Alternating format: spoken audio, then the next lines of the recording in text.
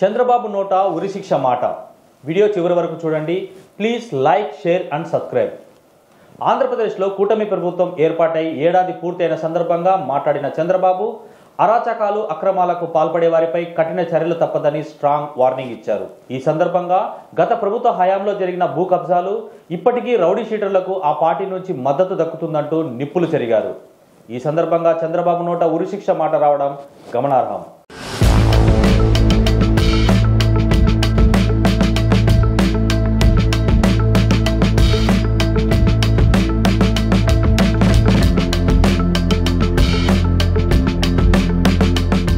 అవును, గత ప్రభుత్వ హయాంలో వైసీపీ నాయకులు చేసిన అక్రమాలు అన్నీ ఇన్ని కాదని, అసైన్డ్ భూములు బినామీలకు ఇప్పించారని, వాటిని తమ పేర్లతో మార్చుకొని అమ్ముకున్నారని మండిపడిన చంద్రబాబు భూ అక్రమాలకు పాల్పడిన వైసీపీ నేతలను జైల్లో పెట్టడం మొదలు పెడితే జైళ్లు కూడా సరిపోయేలా లేవని అన్నారు.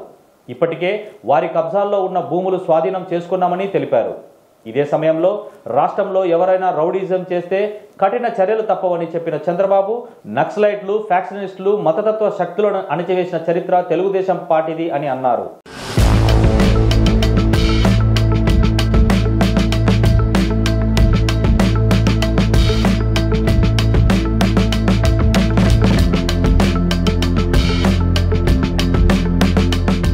అయితే వైసీపీ 5 ఏళ్ల పాలనలో చూపించిన ఉదాసీనత, గంజాయి, డ్రగ్స్ ముఠాల్ని స్వేచ్ఛగా వదిలేయడం లాంటి దారుణాల ప్రభావం ఇప్పటికీ కనిపిస్తుందని అన్నారు.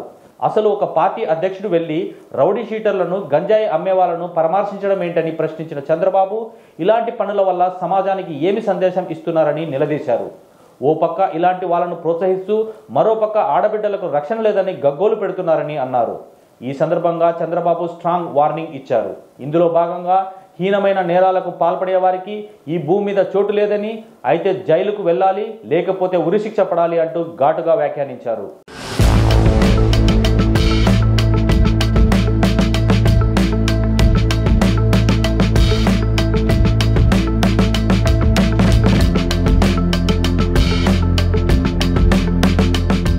అనంతపురంలో బాలిక హత్యపై స్పెషల్ కోర్టు పెట్టి దోషులకు 3 నెలల్లో శిక్ష పడేలా చూస్తామని, ఇలాంటి ఉన్మాదుల్ని ఇంట్లో వాళ్లే బయటకు పంపివేయాలని లేదా పోలీసులకు అప్పగించాలని సూచించారు. అదేవిధంగా వైఎస్ఆర్ కడప జిల్లాలో బాలికపై అత్యాచారానికి పాల్పడిన వ్యక్తి పోలీసులు పట్టుకుంటారన్న భయంతో జలాశయంలోకి దూకి చనిపోయినా కుటుంబ సభ్యులు మాత్రం అతను మావాడే అని చెప్పేందుకు ముందుకు రాలేదని చెప్పిన చంద్రబాబు రౌడీ మూకలు, గంజాయి, డ్రగ్స్ అమ్మేవారి ఆస్తులు స్వాధీనం చేసుకుని వారి కుటుంబాలకు సంక్షేమ పథకాలను నిలిపివేయడం లాంటి చర్యలపై ఆలోచిస్తామని తెలిపారు.